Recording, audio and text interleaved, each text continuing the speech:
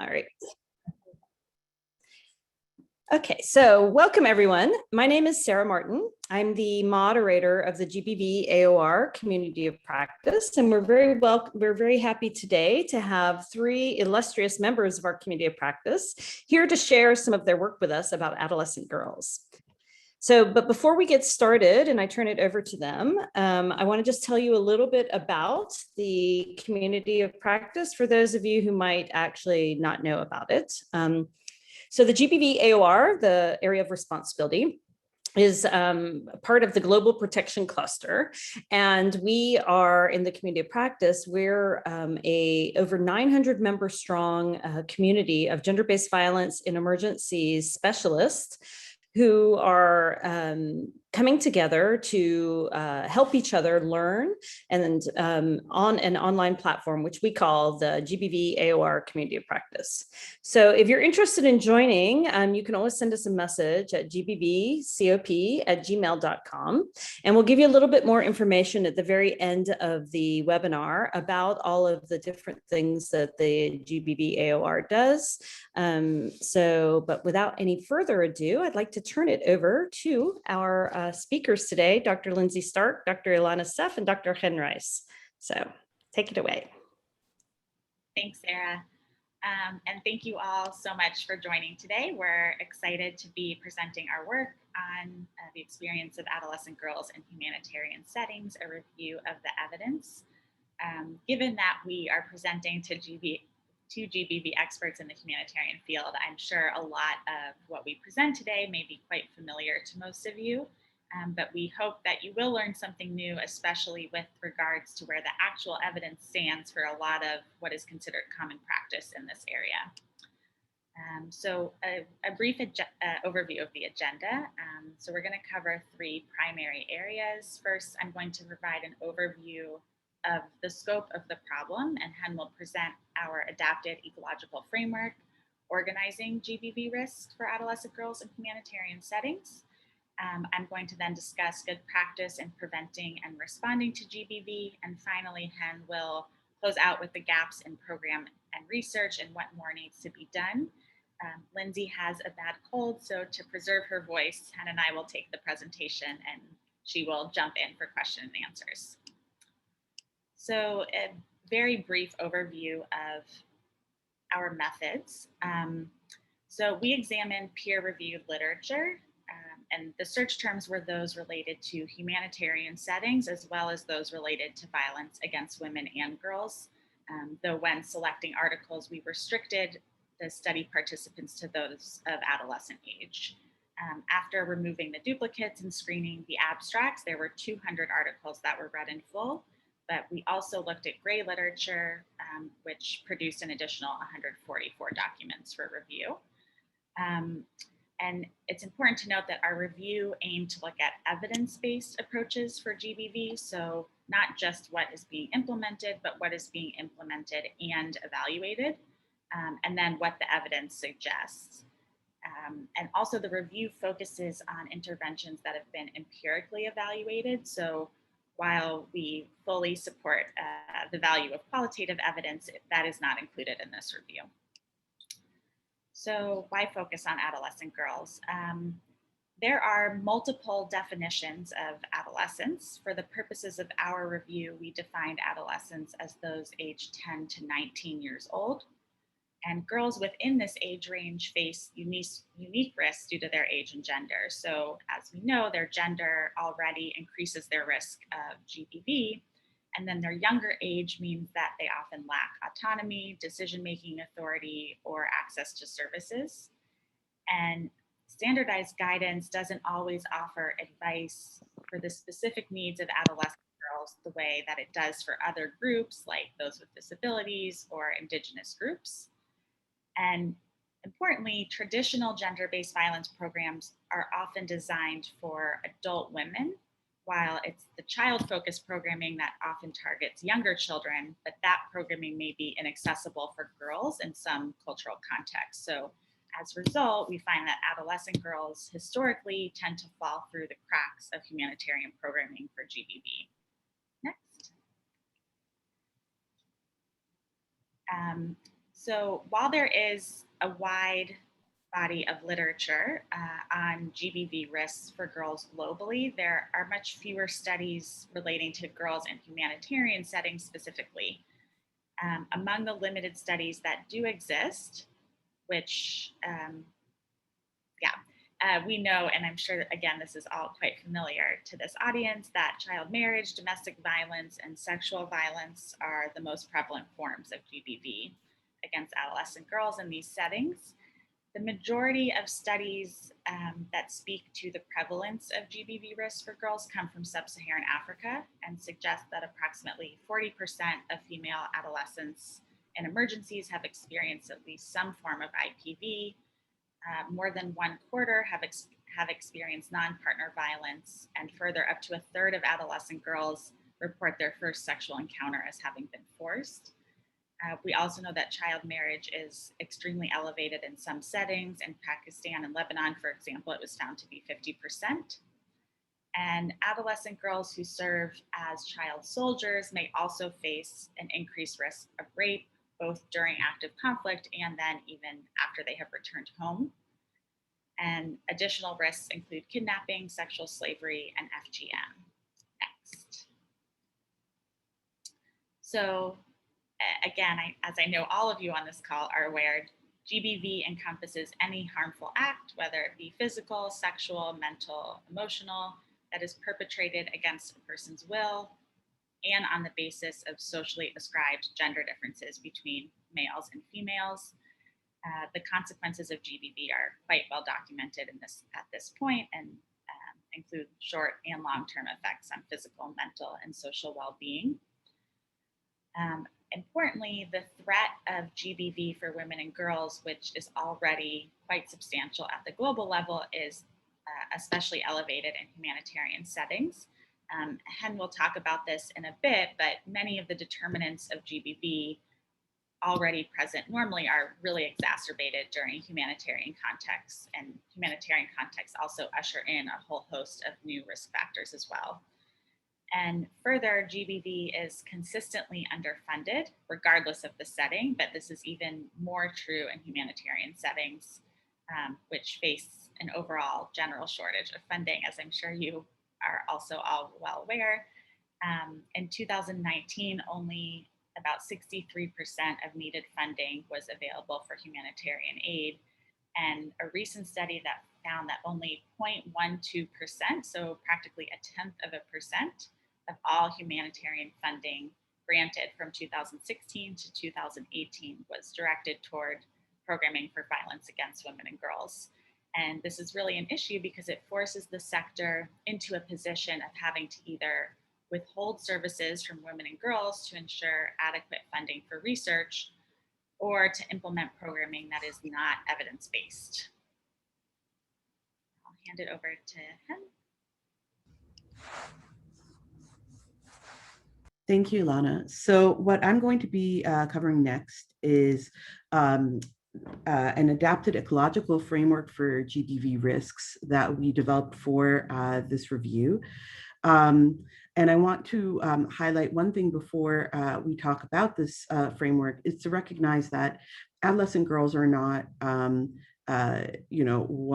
heterogeneous group, a homogeneous group. I mean, there's quite a lot of variation in terms of various factors within that group of individuals. And so it's really important to consider that these are general risks that we will raise, but that obviously individual girls will have, and individual adolescents will have different risks depending on their particular situation. So you're all, I'm sure, familiar with ecological frameworks for GBV. And so this is an adaptation of the standard framework to add on the additional factors in humanitarian settings. I recognize that the print is quite small. So what we'll do in the next few slides is talk about each of these levels.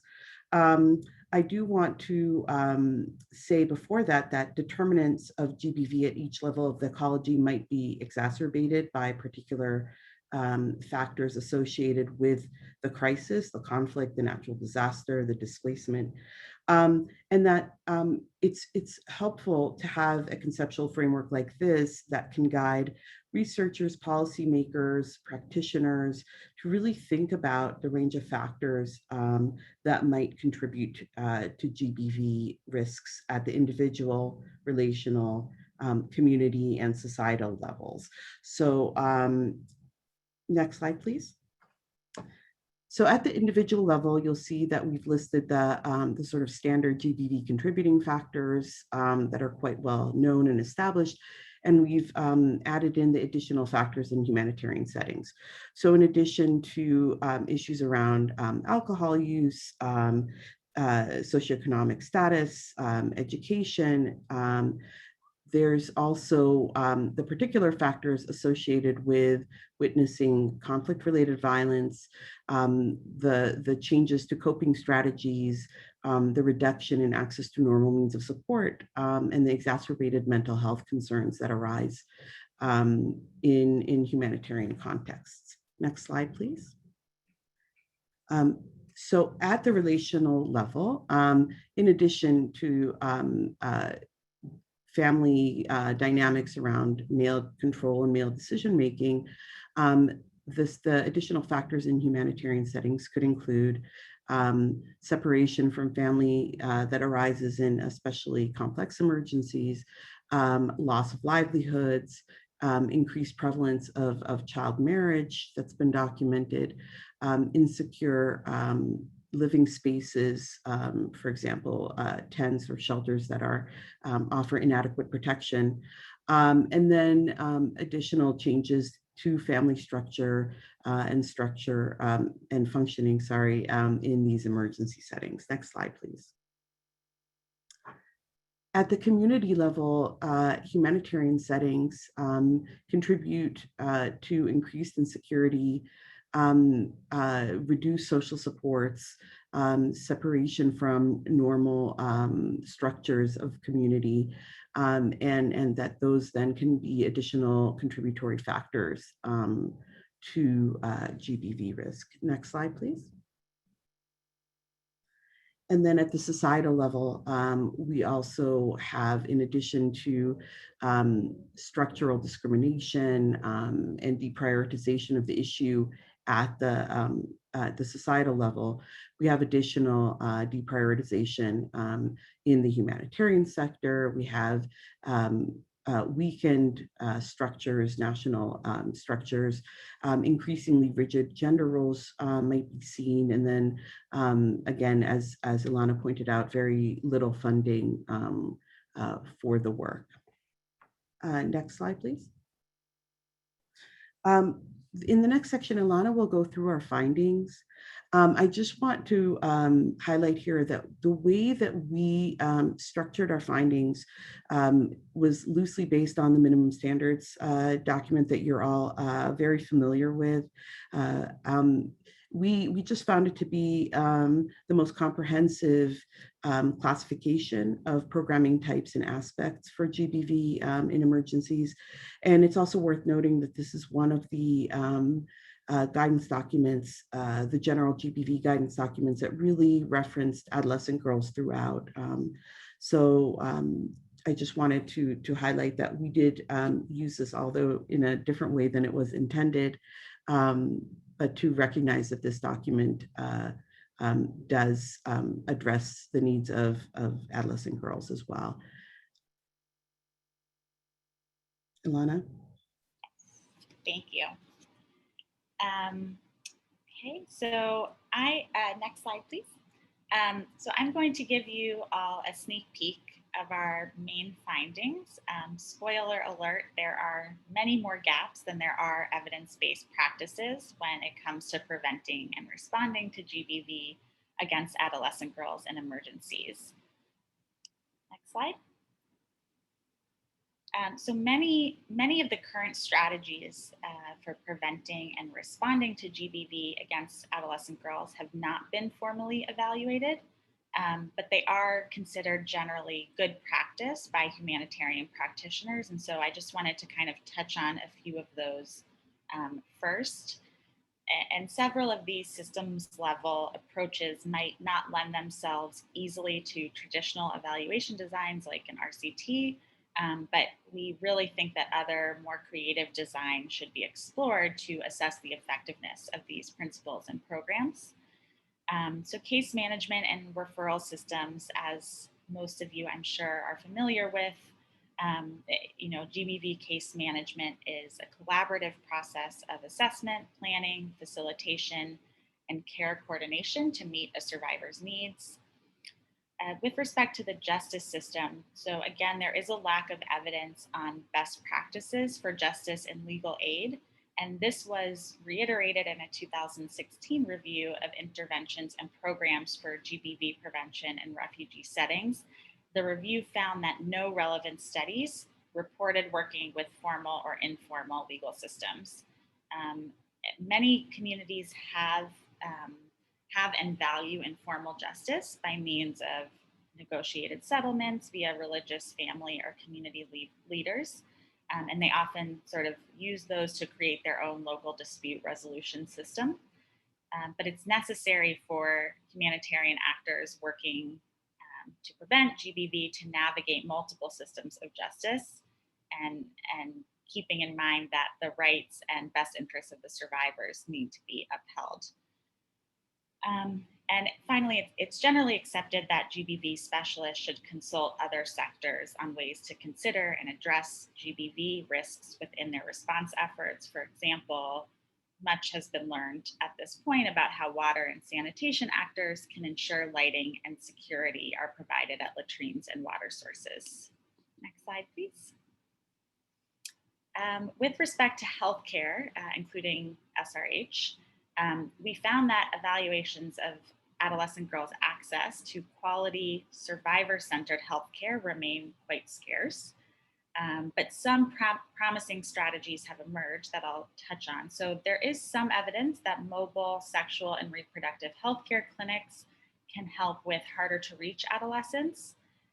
Additionally, providing free transportation to clinics for severe cases and implementing adolescent-friendly service corners in all SRH healthcare clinics are also important strategies.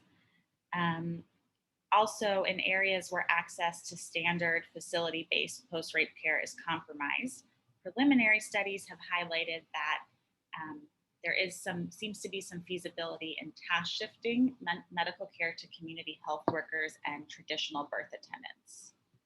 Next. So in terms of mental health and psychosocial support, or MHPSS, there is a clear gap in evidence for adolescent girls specifically. So for example, a recent systematic review of mental health and psychosocial support interventions for conflict-affected survivors of GBV found that all of the interventions measured targeted adult women exclusively. None looked at the effectiveness on adolescent survivors. One more recent study did shed light on some promising programming. This was an RCT from the DRC that found when non-clinical staff administered trauma-focused cognitive behavioral therapy for sexually exploited adolescent girls, participants did show a reduction in symptoms of trauma, depression, and anxiety. And there are also some additional related findings from women and girls safe spaces, which I will get to in a short moment. Next slide. So other interventions have focused on livelihoods and economic empowerment. These programs aim to empower adolescent girls through a range of opportunities, some of them listed on this slide. So microfinance loans, group savings, cash transfers, etc. And supporters of these programs argue that enabling women and girls to earn an income makes them less dependent on their husbands or partners and less accepting of violence. Additionally, providing women and girls with their own source of income reduces their need to ask for money, which is often a trigger for intimate partner violence. So to share one example from the available evidence, the UN World Food Program has a cash and in-kind food assistance program. So that offers cash, vouchers, or electronic funds to female Colombian refugees in Ecuador. And an evaluation of this program found that participants had significant reductions in experiences of IPV or intimate partner violence. And there are some similar findings from Sierra Leone and Liberia. So this is a promising practice. However, it's important to note that at the same time, some evidence suggests that these same programs can actually increase the likelihood of GBV, specifically IPV. So for example, in Colombian camps for internally displaced peoples, and these are camps where available work opportunities were mostly geared toward women, women discussed that their experiences of IPV actually increased because their husbands perceived women having a paid job to be a transgression of traditional gender roles. So, in settings where gender roles and gender norms emphasize men's roles as financial breadwinners, you can see that female economic empowerment programs might be perceived by men as a threat to their dominance. It's worth noting again that most of the evidence on female economic empowerment programs in humanitarian settings, specifically as they relate to GBV, typically focus on programs geared toward women as opposed to adolescent girls specifically. So further research is really needed to assess the appropriateness and effectiveness of these programs for adolescent girls, particularly given any legal barriers to employment for refugees, and also norms about children's financial empowerment. And finally, it's important to note that economic empowerment programs have proven more effective when coupled with programming aimed at transforming social norms around gender, violence, female participation in the labor force, etc. Next slide. So, although the evidence base for the effectiveness of social norms programming in emergencies is quite nascent, researchers and practitioners have begun to adapt best practices from low and middle income country settings where this type of programming has been around for a longer time. A couple of examples of this. So the Zero Tolerance Village Alliance, this is a program in Uganda, has found to decrease reported IPV and improved attitudes rejecting IPV. The Communities Care program in Somalia also reported improved attitudes and increased behavioral intent to report GBV. Our review found only one program that affected the actual incidence of violence for adolescent girls. So this was an intervention used in Afghanistan, and it used conflict resolution and peace education programming to shift social norms about violence and also to promote women's and girls' educational empowerment and attainment of leadership roles. And the evaluation found that female adolescents had statistically significant decreases, specifically in incidents of peer violence victimization and in corporal punishment. Next slide. So this table is drawing from an updated review published after our Lancet review, and we're happy to share this review with those interested. This was a systematic review of women and girls' safe spaces in humanitarian settings. The review, again, there's not much evidence out there. The review found 7 studies to examine. None of the studies reported reductions in exposure to or incidence of GBV among program participants. 3 evaluations did find moderate improvements in psychosocial well-being, social support, and attitudes towards rite of passages, but only 3 of the 7 evaluations employed rigorous methodologies. Interestingly, in this review, we actually found more measurement and evaluation focused on adolescent girls as opposed to women, which is the reverse of our findings in many of the other domains we've discussed. Specifically to highlight, the Compass studies, which have been implemented in Ethiopia, the DRC, and Pakistan, showed positive changes in attitudes and social support networks, with safe space participants exhibiting greater odds of believing girls can work outside of the home after marriage, and that girls should have the same opportunity as boys. But again, where the evidence stands right now, there is none that suggests women and girls' safe spaces have limited actual exposure to GBV.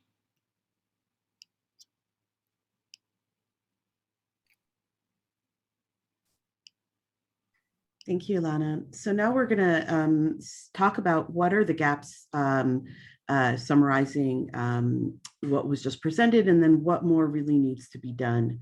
Next slide, please. So just to very briefly summarize the situation, we know that GBV in adolescents can have very significant impacts to the health and well-being of those who experience it, and that these impacts can last across the life course. We know that risk factors need to be assessed at various levels on the ecological framework that we presented. As you all very well know, GBV prevention, response, and risk mitigation efforts continue to be underfunded and insufficiently prioritized in humanitarian settings. And as Ilana just laid out, we don't have much evidence on what actually works to prevent and respond to GBV against adolescent girls. And again, we're not discounting qualitative evidence, but that was not the focus of the review, and that's not necessarily considered a gold standard in terms of evidence. Next, please. So what we are pushing for as one approach to address the gaps is, first of all, that we really need to support and have a cross-sectoral, multi-level response to support the programming for adolescent girls, and that this programming needs to really bring in girls' voices, have them participate fully in the design and implementation. We need to have evaluations that are ethically conducted in order to really understand what works for this population. We need to share more information. The community of practice is really a great format for doing that. As much as possible, we need to share our experiences, our learning from our programming on adolescent girls. We need to have investment in partnerships with academic institutions, including in lower and middle income countries and settings affected by these crises, to really work towards proper evaluation of programming for adolescent girls. And then, of course, advocacy continues to be needed to support evaluations, to support partnerships, to support programming, and ensure that the resources are there for all of that. Next, please. And what this really means for the field is that we need to have programs that are specifically built for adolescent girls, that ensure their safety, that engage them in the programming, that follow good practice guidelines, and help to also define those good practice guidelines as they go. We need to work to ensure that programs are evaluated appropriately. Again, partnering with institutes with research capacity, ideally those that have experience working with adolescents on GBV in humanitarian settings.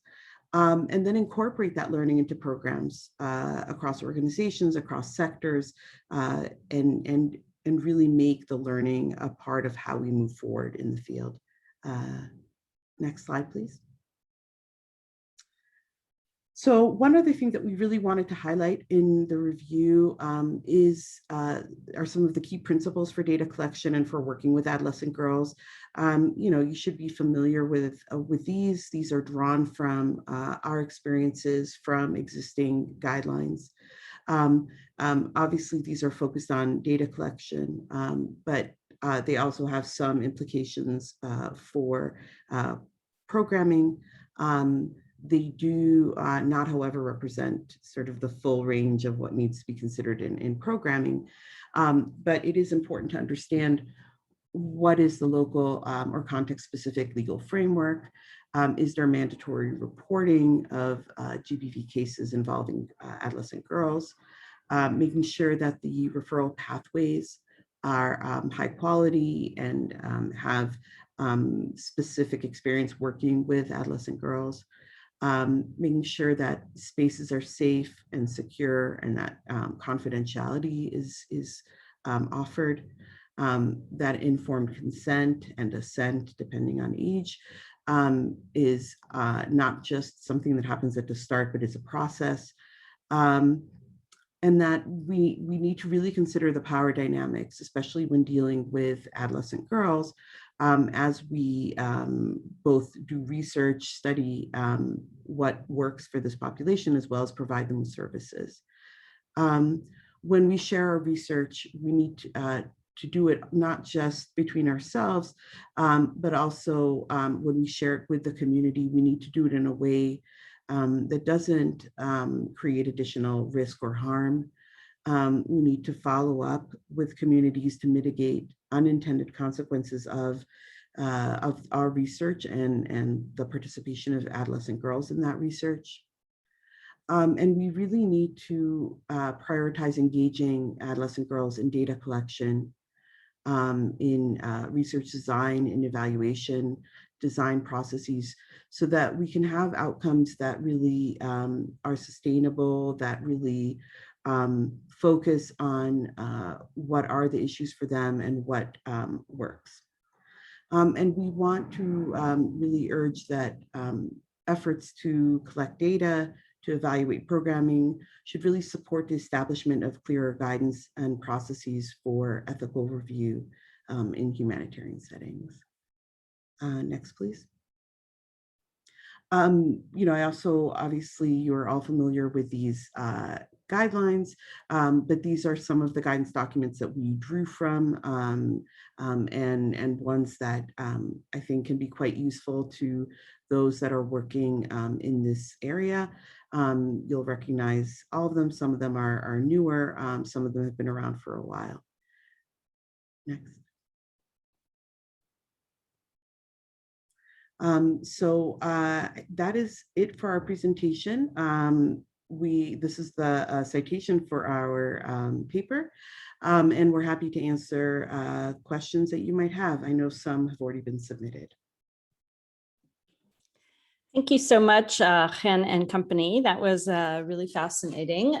We do have a couple of questions in the chat box. I would encourage everybody to please type your questions into the chat box now for the authors. And we can start maybe with an intriguing question for your opinion. What steps are being taken, especially in the humanitarian crisis where justice has broken down, to ensure that rights of girls are protected? Is it not high time we build on the informal or community justice system instead of talking year in and year out on what is not proven to work? So curious to hear your thoughts about the formal justice response, which we do hear year after year after year. Nobody takes advantage of it. So panelists. Yeah, so this is a really great question, a very important one. I think this is an issue that we constantly hear about, and that's constantly challenging us in the field. I would say that depending on the context, it seems like it would make sense to try to work with those systems to design responses that, with the participation of adolescent girls, are identified as potentially working for them, and then to evaluate those to see whether they do work for adolescent girls, so that again, that we don't replicate what the person asking the question is suggesting, that we keep investing in things that don't work, but rather that we invest in understanding what does work, and then seek to use that knowledge and that evidence to design further programming.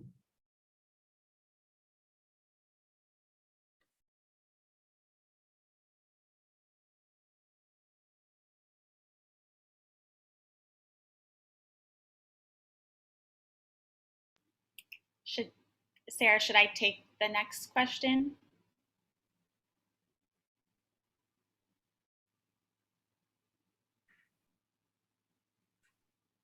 I think so. Go ahead. So there's a question with the humanitarian women economic empowerment operation that experienced male backlash.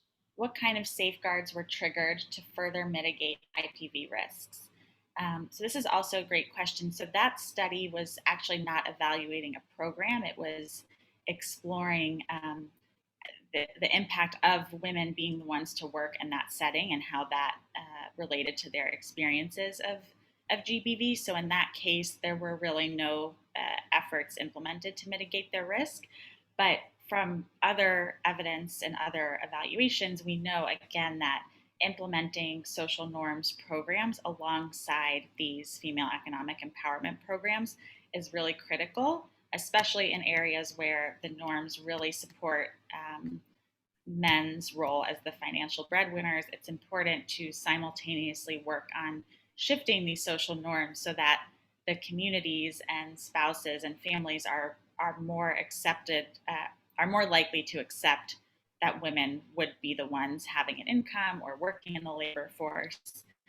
And also, the evidence is still growing in terms of the pathways between, for example, cash transfers and intimate partner violence. And there's actually a current effort, current initiative that is aiming to really dive in and explore the pathways between those two things, and further to explore what types of things should be implemented to mitigate a negative pathway between cash transfers and IPV. But again, it's important to note that this initiative is not specific to humanitarian settings. So a parallel initiative for those settings would be particularly useful.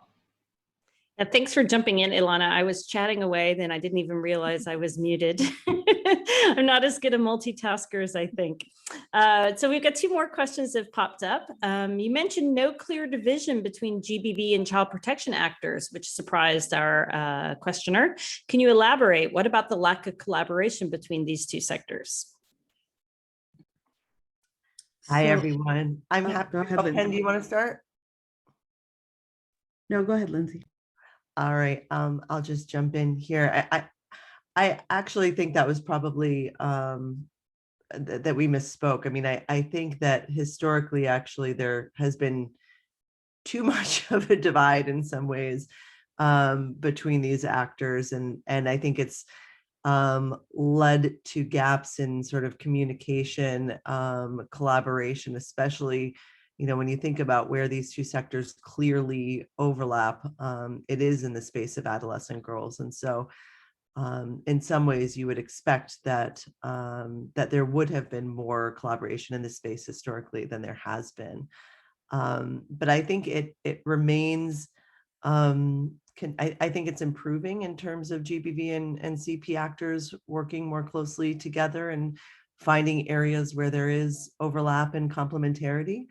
But that, there may be more ways to do that, especially when it comes to adolescent girls. And Hen, I think you wanted to add something as well. No, thank you. Okay, we had another question from Virginia Garcia Bolivar. Are there any existing platforms where adolescent girls in humanitarian settings and the organizations that they lead can talk about their experiences and concerns? Had you found any of those in your research? That's a great question. We didn't find any local platforms for this, but UNICEF is currently working to develop virtual women and girls safe spaces. There's some sort of very preliminary evidence from a few pilots of these programs, and they're sort of still in the pilot process, and they're intending to evaluate these virtual safe spaces more formally. And so that evidence will hopefully be coming in the next couple of years. I don't know if Lindsay or Hen wants to add anything to that. I'd give a shout out for the Women's Refugee Commission's I'm Here tool, which I think is really lovely as well, that really tries to put front and center the adolescent girls and getting them to speak. I know it's not exactly what you asked, but I love that tool. Yeah, and I'll just jump in. I mean, I think a lot of the organizations that are likely represented on this call have platforms and tools that they're using to engage the voice of adolescents in programming. I think, we mentioned that there's so many gaps in the evaluation space, and this is really another one. I mean, in terms of engaging adolescent actors as part of evaluation teams or as more than kind of participants or recipients. There's a lot more area for growth in that department. Okay, we have another question. First of all, thank you, Ilaria, for putting the link to the COFEM paper about backlash that I spoke about in the chat. Monique from the Congo she says, the stage of developing a program following a review of the results of GBV cases, looking at forced marriages of adolescents in the Congo. She's setting out a lot of things on paper with objectives they want to achieve. So actually, it looks like she's sharing information, maybe more so than asking a question. And then, Cassandra Pools is also plugging Women's Refugee Commission's programs, evaluation displaced survivors in Ecuador. And Vivian from the Child Adolescent Survivor Initiative is here with us on the joint. Would it be okay if there's no more questions, if she could say something about this initiative for a moment? Yeah, go ahead and unmute yourself, Vivian. Thank you, Sarah, and good afternoon, everyone. So just to talk a bit about Child and Adolescent Survivor Initiative, this is actually one of the platform where we bring together the child protection team and GBV team to discuss on issues of child and adolescent survivors of sexual violence, including GBV. And actually, we've had quite a number of projects that we are bringing in both partners together. But looking at the fact that we've actually realized that there is need for collaboration between the two sectors when it comes to managing issues of child and adolescent survivors. And even we are looking at at the moment we have a barrier analysis project that is taking place in Philippines and Kenya. And we've noted that children have actually been asking for space where they can share or they can contribute towards coming up with interventions that address their issues. And I think from the barrier analysis findings that have come out, it recognizes the need to include the voices of children in our programming, which I think the findings as well from here have highlighted the same. So I think once we have those findings as well, we can be able to share with all of us to also be able to understand more on how to engage adolescents better when it comes to designing their interventions. Thank you, and over to you, Sarah. Thanks so much, Vivian. Thanks for jumping in. I was wondering if the panelists could talk a little bit about some of their surprising findings that they found, because we often feel like, oh, adolescent girls are just younger versions of women. But what I saw that came out of your presentation was that oftentimes we're not even looking or seeing what's happening to the adolescent girls. Do you have anything to share? So yeah, thanks for that question. I think that was actually a surprising finding for us as well. I think when we went to look, for example, at the livelihoods literature or at the mental health and psychosocial literature, we expected to find more on adolescent population specifically. And really the evidence that exists is tailored to adults. And so we ended up having to do a bit of what we didn't want to do, which is pulling in the findings that exist for women and saying we need this evidence for adolescent girls as well. And the only domain where we found kind of the reverse was around safe space programming. And that's again largely driven by the Compass findings. And I know Laura Quarterman was on the call, who is behind a lot of that. But that is one of the only interventions where we actually have more evidence from adolescent girls than we do for adult women. So I think there's a huge need for building the evidence base for both. The evidence is thin for both adult women and adolescent girls. But we ourselves were surprised by how little robust evidence there was out there. So to all the partners on the call, this is, there's so much room for documentation, growth, and evidence building. Thanks so much for that, Lindsay. Marion Rogers commented that IRC has been doing exclusive programming for adolescent girls, and I'll put a plug out there for everyone. We're going to be hosting a webinar soon with the IRC on their new Women Rise mental health and psychosocial support programming tools that they're coming out with.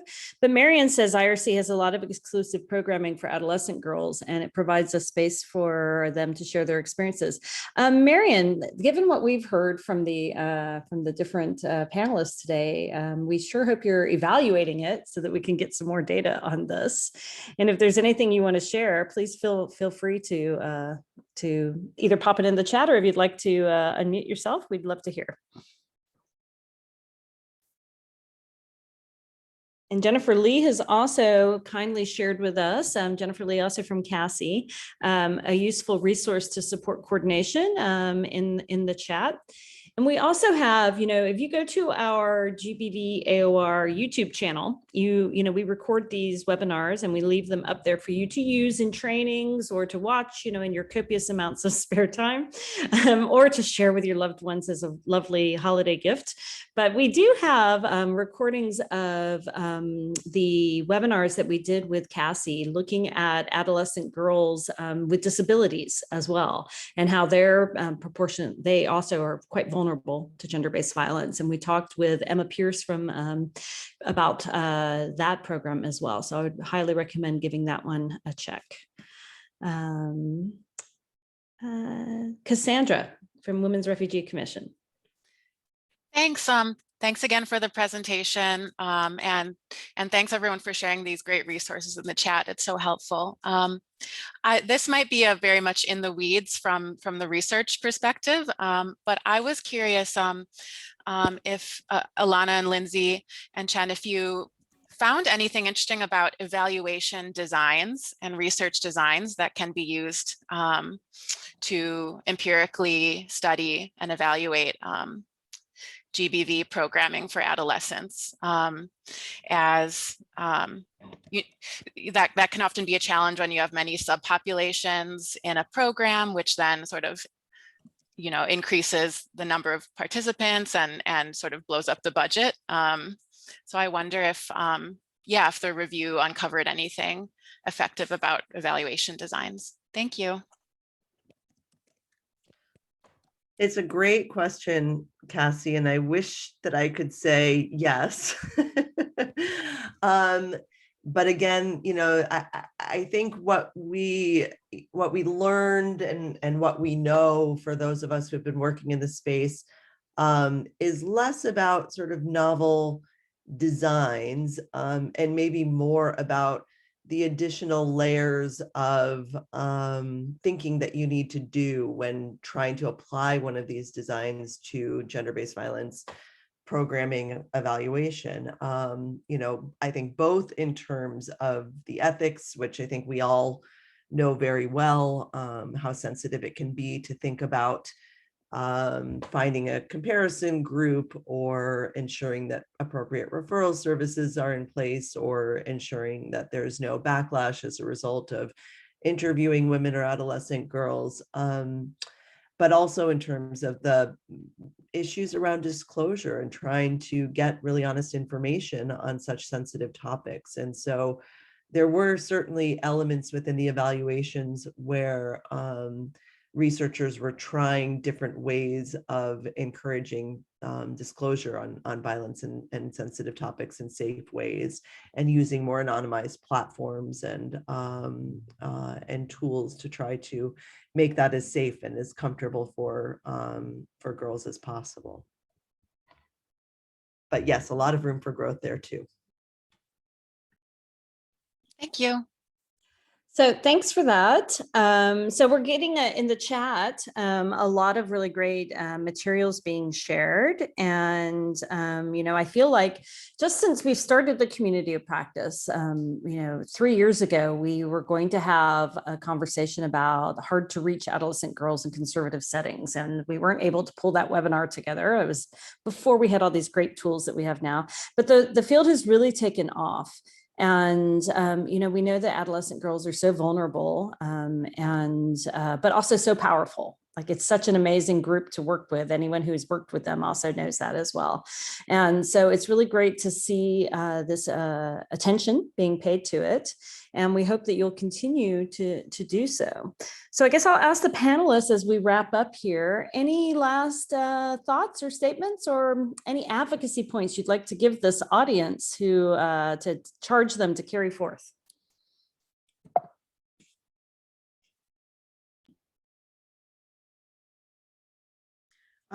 So I think my main point is to say, I think we're all really well aware of how challenging it is to do this work, and to be able to secure the appropriate resources while remaining ethical and thoughtful and careful around data collection and data use. And so, just to recognize, first of all, the important and really difficult work that a lot of those here and those on the other members of the community of practice are doing in the field.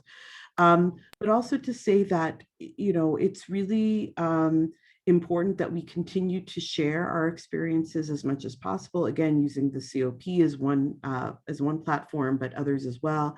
And to really partner with academic institutions, research institutions that have the knowledge and experience to be able to do the sorts of evaluations that will help us really identify, given limited resources, what works best for adolescent girls experiencing GBV in these settings. And I can just add, in addition to everything that Hen said, that if anyone on the call does have this documentation or this insight but hasn't published it, to work to get it out there so that we can build on the evidence. Yeah. Yes. And, your community of practice, we're here for you. We have a Dropbox that we also use for unpublished things, for gray literature, something maybe, you haven't submitted out to a peer-reviewed journal, but you'd like people to read, you can always give to us. As I mentioned, all three of our presenters are members of the community of practice and will be available to you. I'm just volunteering them to answer any questions you might have on the COP. And we will share the recording, then the PowerPoint presentations for you, and also all of the resources that have been shared in the chat as well. We'll make sure they're in the Dropbox and that you can have access to them. I also want to thank our three presenters today. They approached us to do this webinar, which I'm very grateful for. And as a community of practice, anyone who wants to share their research or the work that they're doing, all ears are open. We're happy to help facilitate a presentation for you. And it's a really great opportunity to have these three amazing researchers come and speak to us directly. So thank you all very, very much. And on that note, we'll wrap up and we'll see you again next time. Thanks very much. Thanks, Sarah. Thanks, everyone. Thank you. Thank you.